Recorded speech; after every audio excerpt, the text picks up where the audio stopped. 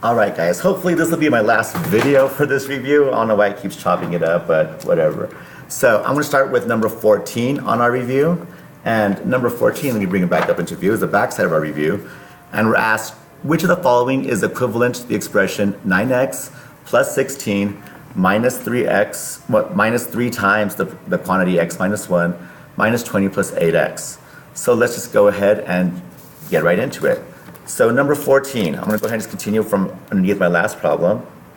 So the expression is 9x plus 16 minus the quantity 3 times, or minus 3 times the quantity x minus 1 minus 20 plus 8x. You can get a little convoluted sometimes to say all this. So first thing we do is I see parentheses, so I have distributive property in effect.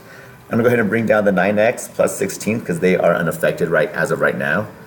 A negative 3 times a positive x is a negative 3x. A negative 3 times a negative 1 gives me a positive 3. Now I'll bring down the remaining terms in my expression. Now I go ahead and combine like terms, starting with my variables.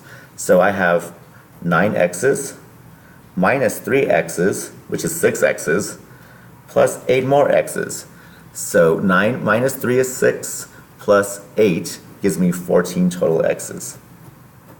Next, I have positive 16 plus 3 more, which is 19, minus 20. So that represents itself as a negative or minus 1, which ends up being choice B. Here it is, choice B on our answer key there, or on our answers list. Number 15. Number 15 says, find the perimeter of a square with a side of 4x plus 3 inches. So we have a square.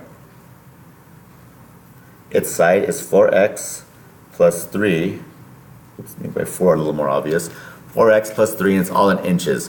We know squares have 4 congruent sides. And since we want the perimeter, all we're doing is adding up all the sides.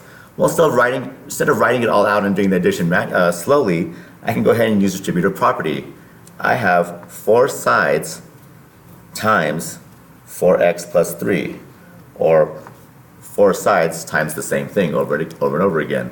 So positive 4 times positive 4x's gives me 16x's. Positive 4 times a positive 3 gives me a positive 12. So the perimeter is 16x plus 12, and our units were in inches. And that coincides with choice number, or letter F, excuse me, there we go. Moving on, number 16.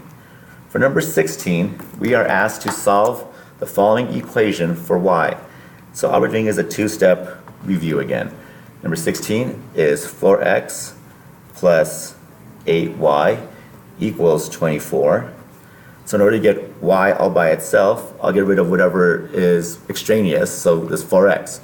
To get rid of these positive 4x's, which I don't need, I will subtract 4x's from both sides. Make that x a little more obvious. There we go. So the effect of that is 4x's take away 4x's are 0x's. My 8y falls down, my equal sign falls down. On the right side I have variables and numbers, so I'll put the variable stuff first, which is a negative 4x. I'll attach my number, a positive 24. Now in order to get y by itself, I have to divide both sides by positive 8, since it's being multiplied by an 8. 8 divided by 8 gives me 1 whole y. Equal sign falls down. Negative 4 divided by a positive 8. I can simplify that fraction by dividing both the top and the bottom by a 4. So I'll bring my negative sign down. 4 goes into 4 one time, and it goes into 8 two times. So negative 4/8 turns into negative 1/2. And I'll just attach the x. Now I have to divide positive 24 by a positive 8. And that gives me a positive 3. So to isolate y, I would get the resulting equation would be negative 1/2 x plus 3. And that's what we have here in choice D.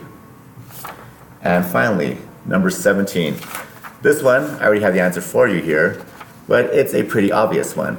They give us the equation 1/4 x plus 5 equals -3, and they ask us what are the correct steps to solve the equation. So if you want to get x, or find out what x is equal to, first thing you do is get rid of this positive 5. In order to get rid of this positive 5, you'd have to subtract 5 from both sides.